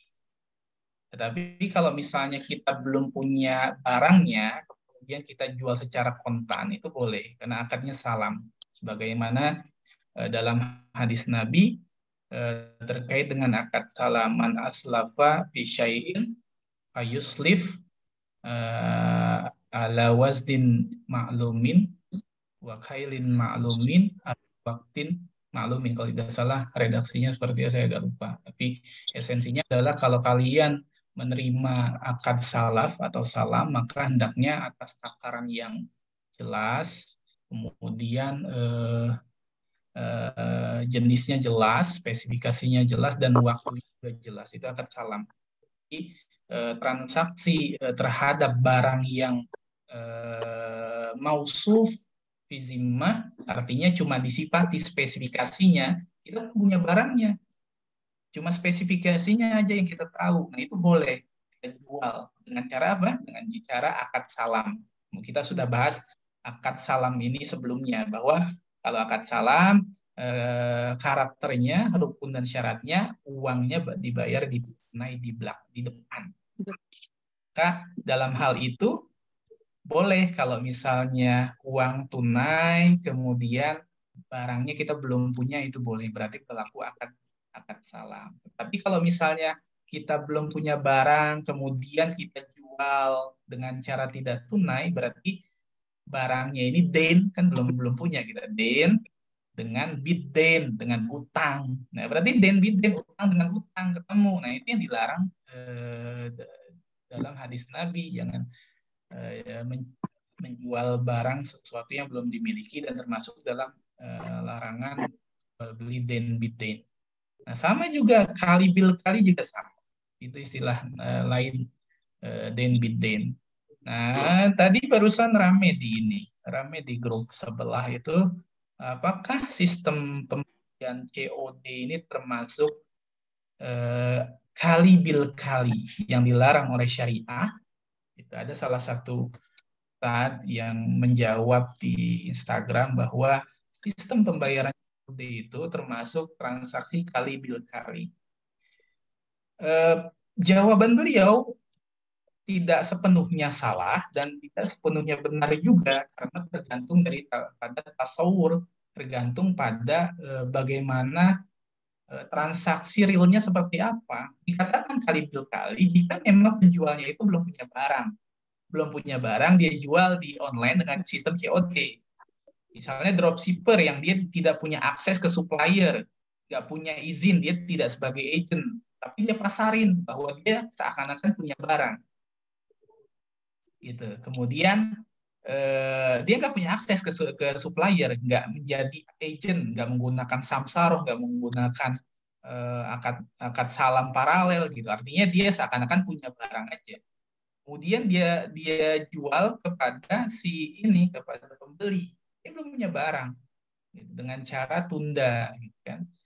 Nah, itu demikian ya termasuk kali bil kali. Gitu. Jadi pemahaman kali bil kali itu dengan sistem COD apabila penjual ini belum punya barangnya. Gitu. Kalau punya barang ya nggak masalah, kan penjualan barang dengan cara tunda kan boleh. Jual beli cicil, namanya jual beli at-taqsid, dibolehkan. Jadi tidak sepenuhnya keliru dan tidak sepenuhnya benar. Itu jawaban yang agak general. Makanya saya tadi sempat jawab di grup itu bahwa pemahaman al-kali bil kali dalam sistem COD itu apabila penjual belum memiliki barang. Tapi kalau misalnya penjual telah memiliki barang dan uang pembayaran dibayar ketika barang itu sampai, itu sistem COD yang diperbolehkan, sebagaimana Rasulullah pernah jual beli untanya Jabir. Jadi Jabir itu menjual unta. Kata ketika safar itu Rasulullah membeli unta dari Jabir, jualah Jabir. Kemudian Jabir nggak mau ketika Rasul menyebutkan jual kepada saya untamu. Kata Jabir nggak mau, sampai Rasul jualan kepada saya untamu gitu. Nah, akhirnya Jabir mengiyakan dengan syarat bahwa saya boleh menaiki sampai Madinah. Nah, ketika diizinkan oleh Rasulullah untuk menaiki sampai Madinah, kemudian di Madinah Rasul baru bayar untanya Jabir, dan Jabir menyerahkan untanya. Itu kan sistem COD. Jadi barang dan uang diserahkan sesuai dengan kesepakatan. Wallahu a'lam. Yang kedua, ada tambahan. Silakan Pak Dok. Yakfi. Yang kedua, pada kategori apa saja bai'un wa salafun yang tidak diperbolehkan? Nah, ini pernah kita jawab juga. Jadi larangan-larangan hadis yang termasuk dalam al-uqud al-murakkabah yang dilarang itu, apabila dia di dalam hadis itu memang ada larangannya, termasuk ini bai'un wa salafun la yahillu bai'un wa salafun. Itu kan ada hadisnya bahwa Rasulullah melarang adanya akad jual beli dengan akad pinjam meminjam. Itu dilarang memang secara hadis gitu. Namun pada praktiknya ada transaksi-transaksi yang memang dalam praktek di lembaga keuangan syariah itu terjadi dua akad jual beli dengan utang piutang. Katakan dalam transaksi anjak piutang syariah itu kan ada akad pinjam meminjam, utang piutang, dengan akad jual beli jasa. Jual beli jasa itu ijarah. Jadi ada akad penagihan utang. Wakalah bil ujroh yang esensinya adalah akad ijarah. Itu kenapa dibolehkan oleh Fatwa Dewan Syariah Nasional? Tentu gabungan dua akad ini tidak serta-merta boleh begitu saja, gitu. Tapi ada batasan-batasan tertentu, seperti misalnya tidak boleh dalam akad jual beli jasa itu ta'aluk dengan akad pinjamannya. Karena apa? Larangan hadis daripada Nabi ini tidak memperbolehkan akad jual beli jadi satu dengan pinjam meminjam, karena ada potensi bahwa orang yang memberikan qard pinjaman itu mengambil keuntungannya dari jual belinya. Jadi qardnya memang nggak ada keuntungan, tapi bisa saja dia mengambil keuntungan dari sisi jual beli jasanya, gitu. Nah, ini yang dilarang, dan itu dibatasi sama DSN, sama fatwa, bahwa kalau ada dua akad yang jadi satu, di mana qard itu sebagai akad tambahan, sebagai akad aksesorir, maka tidak boleh mengambil keuntungan yang ta'aluk dengan qardnya. Itu. Allahu a'lam. Jadi ketika dia dapat tambahan memang dari hasil jual belinya itu, Ustadz ya? Ya, tidak boleh ta'aluk kalau di fatwa ya, kalau kita mengacu kepada fatwa. Kalau kita mengacu kepada fatwa, tidak serta-merta, karena ada larangan hadis itu nggak boleh jadi satu, maka harus dilakukan terpisah, dan pengenaan jual beli jasa tadi tidak boleh atas pinjaman. Oke. Jazakallah khair Ustaz Zul. Dari Ustaz Bilal mungkin ada yang tambah?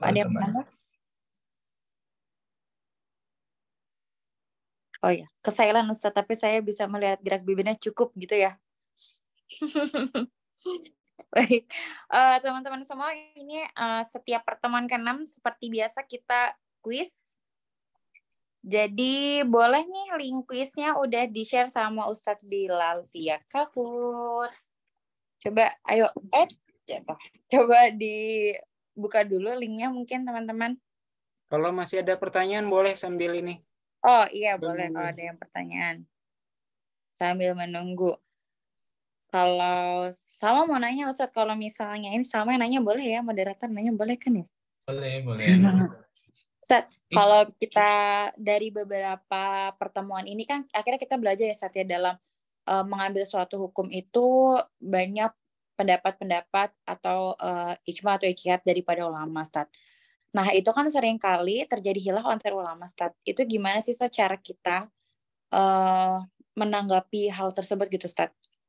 Cara kita akhirnya memilih oh ini nih gitu hukumnya. Kalau kita flashback. Kalau memang kita memiliki pengetahuan keilmuan yang baik dalam menentukan akad-akad, oh ini akadnya ini, maka kita boleh mengambil pendapat daripada pendapat ulama yang memang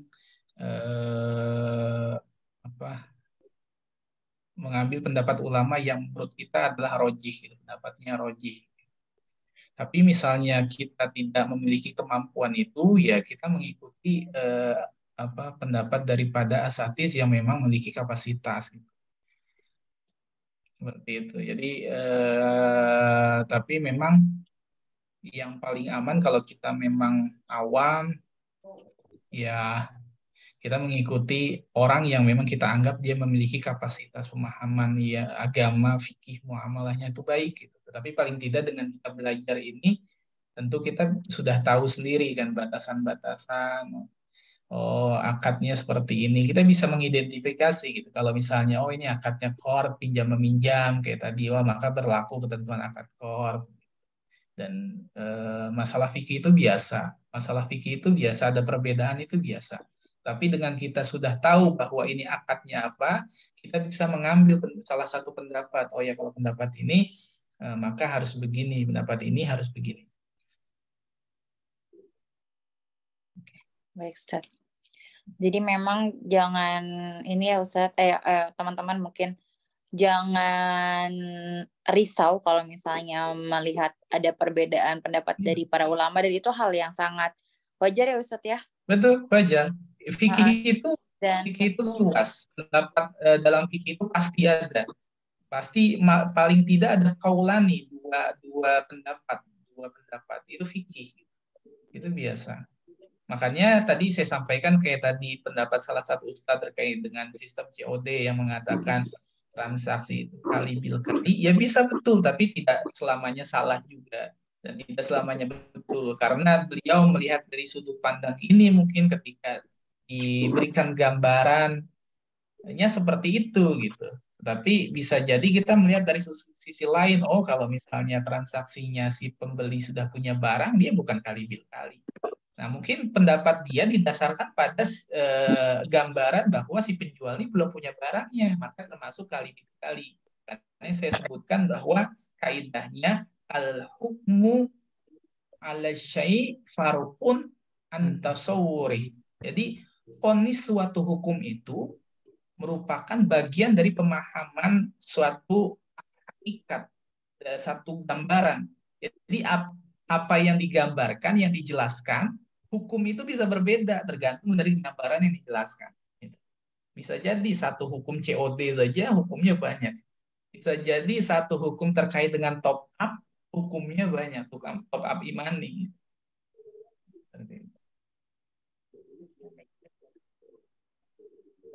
Ini mana baru 4 orang nih yang biasanya banyak nih yang ini dari pelajaran berapa nih Ustaz Bilal? Ketujuh, Ustaz. Ya, yang mau ini langsung aja. Ayo teman-teman, join aja. Menang nggak menang, sebetulnya dalam kahut ini kan bukan betul atau salahnya kadang-kadang. Iya. Tapi cepat-cepatan juga. Kecepatan. Tapi paling tidak kita sudah bisa mengukur, oh berarti ini pelajaran yang sudah kita lakukan. Masih ada pertanyaan nih, Ustaz. Nah, satu lagi. Assalamualaikum warahmatullahi wabarakatuh, Ustaz. Ini pertanyaan dari Kak Caca. Izin bertanya, hukumnya meminjam nama seseorang untuk bertransaksi pinjam-meminjam pada suatu bank konvensional. Dan antara orang yang meminjamkan namanya dengan yang peminjam tersebut tidak membuat akad tertulis hanya secara verbal dengan tujuan membantu si peminjam. Jazakallahu khairan kasihan Ustaz. Kemarin kita sudah belajar bab terkait riba ya, bahwa orang yang memakan riba, yang menjadi saksi, yang kemudian yang menjadi wakil daripada transaksi riba, yang menjadi penulis katibahu, itu sama sawaun. Jadi kalau bisa kita pastikan kepada orang kalau misalnya kita ingin niatnya membantu atas nama kita gitu, transaksinya itu sesuai dengan syariah. Jangan sampai kita termasuk ke dalam orang yang mana kita dilarang untuk membantu ta'awun al-itsmi wal udwan. Karena kan kita sudah tahu transaksinya misalnya ke bank konvensional, di mana bank konvensional itu sistemnya adalah sistem pinjam-meminjam disertai dengan adanya riba tambahan. Kan kita udah belajar bahwa kalau pinjam-meminjam itu akadnya qard, maka dalam akad qard nggak boleh adanya tambahan. Tambahan itu bunga. Maka kalau kita meminjamkan nama kita, meskipun kita bukan yang pinjam, esensinya dia yang pinjam tapi pakai nama kita, itu termasuk kepada ta'awun 'alal ismi wal udwan, membantu dalam perbuatan dosa dan udwan gitu, kerusakan, kehancuran. Nah, itu kalau kita baca hasil dari kaidah ulama fikih di dalam apa ya, al-buhus fikih al-islami di Amerika, di dalam yang disatir oleh Ustaz Irwandi Tarmizi, itu ada 4 kaidah bahwa dikatakan dia termasuk tolong menolong gitu. Ada 4 kalau tidak salah. Syarah, saya agak lupa, ada 4 yang secara langsung dan diniat maksudah, ada mubasyarah ghairu maksudah, ada ada 4 lah pokoknya yang diniatkan dan ditujukan dan diniatkan untuk kegiatan yang memang maksiat, hukumnya haram. Ada ininya, hasil fatwa. Jadi termasuk yang terlibat. Jadi kalau kita sudah terlanjur ya banyak istighfar, mohon pada Allah saja. Dan jangan diulangi gitu. Minta dia lunasin saja sampai selesai. Allahu a'lam. Mbak Caca ya. Kalau sudah terlanjur minta dilunasi atau tunggu dia sampai lunas dan jangan diulangi lagi gitu. Kalau syariah sih nggak masalah kalau syariah misalnya. Tapi kalau syariah kan nggak ada sistem pinjam meminjam.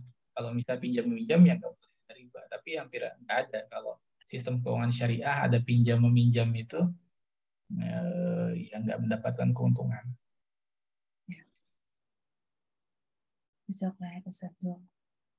Oke, ini 4 orang nih. Gak apa-apa, 5 orang. 4 orang. Menang ini. Itu nggak masalah kan, yang diambil 3 orang. Yang lain iya. jadi 5 yang lain di belakang tapi dia membaca, mempelajari, menebak dalam hati. Enggak nih jawaban saya, nggak masalah. Oke. Kalau gitu kita mulai aja ya, Ustaz Bilal. Oke, mulai. Bismillahirrahmanirrahim. Ayo masih ditunggu lagi beberapa detik.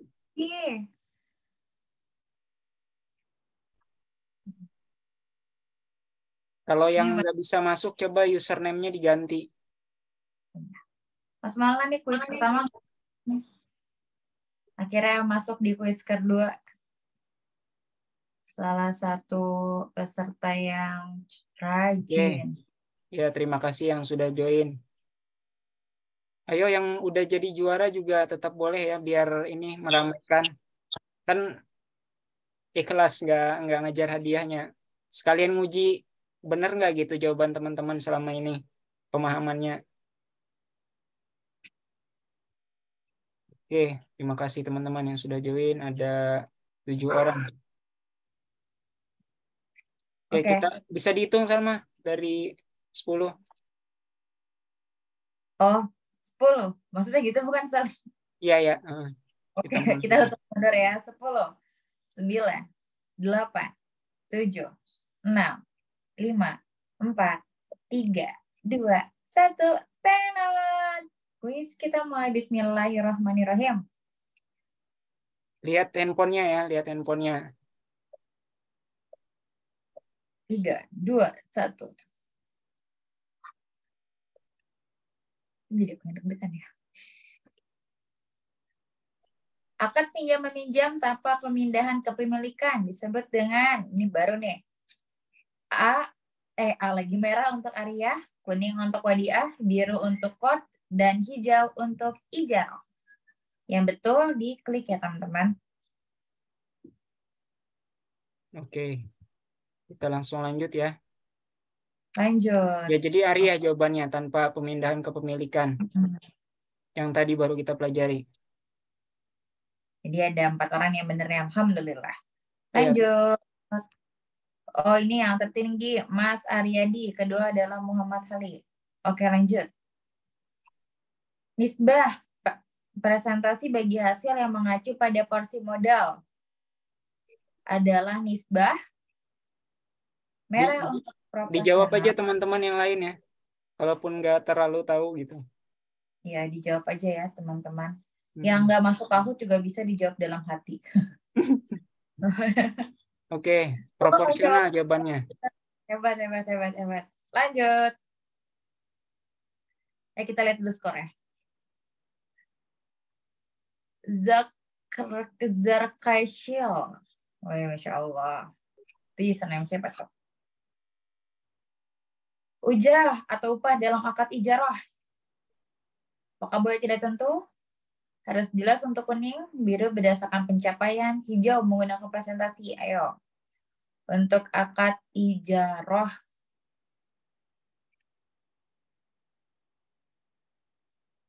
Oke, ada satu orang saja yang salah.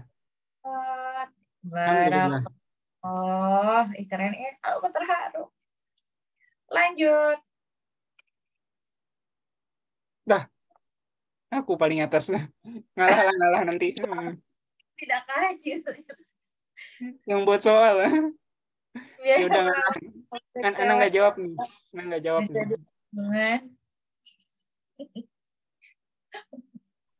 Perawatan objek sewa ijarah menjadi tanggungan pada ibu kos. Ya, pemberi sewa. Betul. Ya. Barakallahu fiik, teman-teman yang sudah benar, yang belum benar, alhamdulillah tahu jawabannya. Oke, lanjut ya. Zarkashi 98. Pasti lahirnya 98 tahun. Sama dong seumuran namaku.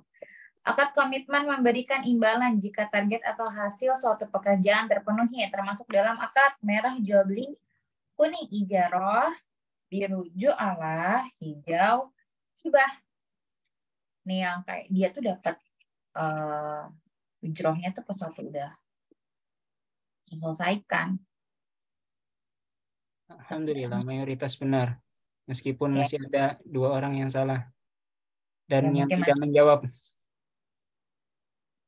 Masih ini ya, masih. Enggak keselip. Oke. Mas Aryadi, kemudian Mas Muhammad Halili, Mas Darkasi, kemudian Mas Malna. Ayo, masih ada berapa pertanyaan nih? Ada 7, ya termasuk ini 7. Screen sama nggak belum? Jualah, baik, ijarah, samsaroh. Malik menentukan harga minimal 50.000 dan membolehkan dijual dengan menaikkan harga. Boleh dinaikin bebas jualnya, serah berapa keuntungan buat antum yang jualin. Oke, alhamdulillah mayoritas juga benar jawabnya. Samsaroh ya.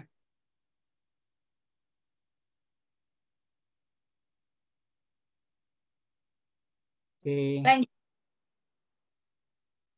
Mas Aryadi nih yang pertama nih, Masya Allah menyusul dengan Mas, ya udah hilang. Akad kerjasama dengan modal seluruhnya dari suatu pihak saja. Semuanya dari sohibul mal. Itu akad apa ya? Akad kemitraan apa ya ini? Musyarakahkah, mudarabahkah, samsarahkah, atau ibadah? Masya Allah. Semua benar. Masya Allah, keren. Semua yang jawab, tapi ada yang nggak jawab. Gak apa-apa yang nggak jawab, mungkin belum kepencet. Oke. Oke, kita lanjut. Ayo. Affiliate, marketing, atau referral marketing. Diberikan jika pemasar berhasil membawa pendaftar atau pembeli adalah termasuk dalam akad. Apakah jualah, apakah ijarah, apakah samsarah, apakah jual beli. Selain mungkin jual beli barang ya, yang hijau ini.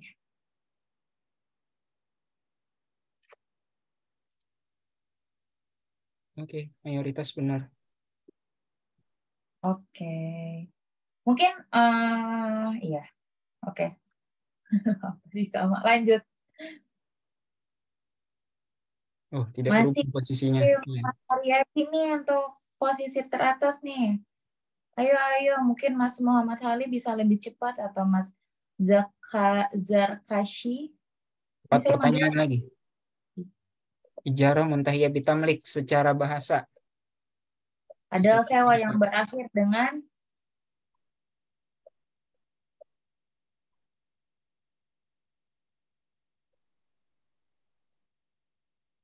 ini agak ini nih agak ya semoga Ya. teman-teman bisa benar ya. Oke, pada tahu kok sama mayoritas benar kok. Jadi Oh artinya nggak bias pertanyaannya karena udah ditulis iya, secara bahasa gitu. iya. Ini harus baca slide nih kalau enggak Ya. bisa Memang klik apa. ya, memang dalam ijarah muntahiyah bitamlik bisa di akhir periode itu bisa dengan jual beli, bisa dengan hibah. Tapi pertanyaannya secara bahasa gitu. Ijarah muntahiyah yang berakhir dengan kepemilikan. Kalau barakallah nih teman-teman nih. Ini udah kayak ujian aku dulu UTS di ekonomi syariah ya. Secara Masya bahasa, Allah. secara istilah harus sesuai. Oh ini Muhammad. Tadi Muhammad Halim, Muhammad Haisi. Menitipkan barang kepada orang lain dan kelak dikembalikan benda yang dititipi tersebut. Ini baru nih. Adalah akad apa? Ayo akad titip. Apakah samsarah, ataukah qard, ariyah, ataupun wadiah? Ya, Apa ya? mayoritas benar lah, alhamdulillah. Ya, betul. Jawabannya adalah wadiah. Oke, Lanjut. tinggal 2 pertanyaan terakhir. Masih ada waktu mengajar yang 700-an nilainya. Oh, Muhammad Halili. Oke, maaf ya Mas Muhammad Halili. Saya sedang on pakai handphone karena jaringannya lagi susah. Model dari dua pihak dan keduanya harus bekerja sama. Apa ya? Kata apa ya? Kata yang ngeblend nih.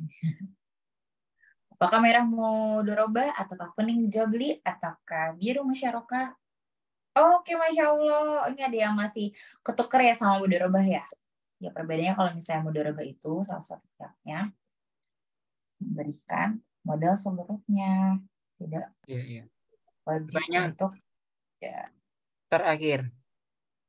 Pertanyaan terakhir. Penentuan nih, penentuan. Penentuan nih. Oke, Oh ini sudah. Mas Zakarashi 98 menyusul dari Mas Aryadi nih. Mas mana ayo tiba-tiba gitu. Tring gitu. Tambahan dalam akad qard atau hutang piutang dengan dipersyaratkan seperti bunga pinjol atau bunga pay later marketplace. Ini mana pilihannya, Sal?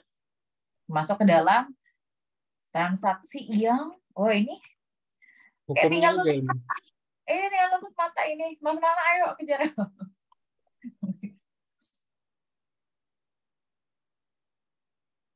Alhamdulillah, semua tahu kalau bunga pinjol sama bunga pay later itu haram. Alhamdulillah. Ini yang penting karena yang paling eksis Krusial. kan kasus ini ya. Iklan-iklannya sampai di YouTube di mana-mana gitu. Oke, Iya benar ya. kita lihat klasemennya. Oke, nggak apa-apa Mas Mala. Alhamdulillah ya sudah mengetahui Oke, dan pemenangnya adalah harusnya lebih lambat lagi Ustadz Bilal, biar kita agak kaget-kaget gitu loh. Oh, ternyata Mas Muhammad Halili, barakallahu fiik Mas Muhammad Halili untuk juara 1 disusul dengan Mas Zarkashi 98 yang mungkin lahir tahun 98 dan Mas Aryadi. Barakallah fikum yang menang dan barakallah fikum yang sudah join. Alhamdulillah alamin di sini senang banget ngelihatnya. Berarti mayoritas dari kita semoga bisa tergambarkan dari yang tadi main gitu ya. Alhamdulillah pada benar. Dan jangan lupa untuk belajar lagi di materi yang udah di-share. Iya, Mbak Salma. Jadi Ya. yang dalam permainan Kahoot ini bisa jadi ada beberapa yang tidak mengikuti materi kelas pada saat kelas mungkin sehingga gitu. Jadi mungkin bisa di-update dalam materi yang kita share dalam Google Doc ya. Ya. Ya. Insya Allah untuk setiap materi share di situ. Boleh di-share, boleh di apapun gitu. Itu jadi jariah buat kami yang membuat gitu. Insya Allah teman-teman kalau di-share mendapatkan pahala dan kami juga mendapatkan pahala. Jadi memang dalam Kahoot ini tidak serta-merta cuma betul saja jawabannya, kecepatan juga. Betul. Ya, jadi buat teman-teman yang mau baca-baca lagi, Santri Nabawi udah share ya setiap harinya. Itu bisa diakses di, kalau nggak salah di alamatnya bit.ly/materi MTS ya, kalau nggak salah Bilal ya. M-nya besar, MTS besar. Dan untuk rekamannya nih setiap kita live ini di-share di YouTube-nya Santri Nabawi. Jadi teman-teman kalau misalnya mau belajar lagi bisa, atau buat teman-teman yang mungkin belum sempat nih kayak ada wah ini gue meeting nih sampai malam jadi capek gitu, itu nanti bisa tuh kalau ketinggalan ditonton aja YouTube-nya. Dan kalau ada pertanyaan bisa di grup. Insya Allah Ustadz Bilal dan Ustadz Zul akan balas, kalau sama mungkin baca aja menyampaikan. Ustadz Zul. Oke, BTW Ustadz ini sama mau cerita ya Ustadz, ada akhwat yang ngechat Salma dan itu nanya terkait akad syariah gitu. Jadi ternyata kalau teman-teman akhwat mungkin malu bisa melalui Salma gitu. Nanti Salma insya Allah sampaikan. Saya beratakan visual. Oke, mungkin segini aja. BTW Riyadi sebelumnya udah menang ya. Oh iya, nanti kita ini ya Mas Arif Riyadi ya. Udah menang ya. Oke, kita cek nih Sabila, berarti kalau misalnya udah menang hadiahnya bisa ke juara keempat dong. Iya, turun ke-4 atau ke-5-nya nanti. Boleh, Ada datanya di Kahoot ada kok. Aman-aman. Oke. Nanti kita umumkan ya di WhatsApp ya. Biar tidak salah. Jazakallah infonya Mas Ari. Ternyata DM. Terima kasih. Mungkin itu aja yang sebelum ya. Iya. Kita sudah ya. Jazakumullah khairan untuk Ustadz Bilal, untuk Ustadz Zul atas ilmunya, dan untuk teman-teman untuk udah menyempatkan waktu untuk belajar. Jangan lelah untuk belajar. Kalau misalnya memang lagi lelah, istirahat aja tapi jangan berhenti. Terus saling ngingetin satu sama lain. Kemudian semoga ilmunya bermanfaat dan bisa didakwahi, karena sejatinya ilmu yang paling baik adalah ilmu yang bermanfaat. Oke, kita tutup dengan istighfar sebanyak 3 kali. Astagfirullahaladzim, astagfirullahaladzim, astagfirullahaladzim. Dan mangga Ustaz Bilal doa penutupnya. Subhanakallahumma rabbana wa bihamdika asyhadu an la ilaha illa anta astaghfiruka wa atubu ilaik. Ya. Alhamdulillah. Wassalamualaikum warahmatullahi wabarakatuh. Sampai ketemu besok. Waalaikumsalam warahmatullahi wabarakatuh. Makasih semua pamit ya. Semoga sinyal aku sudah pulih ya.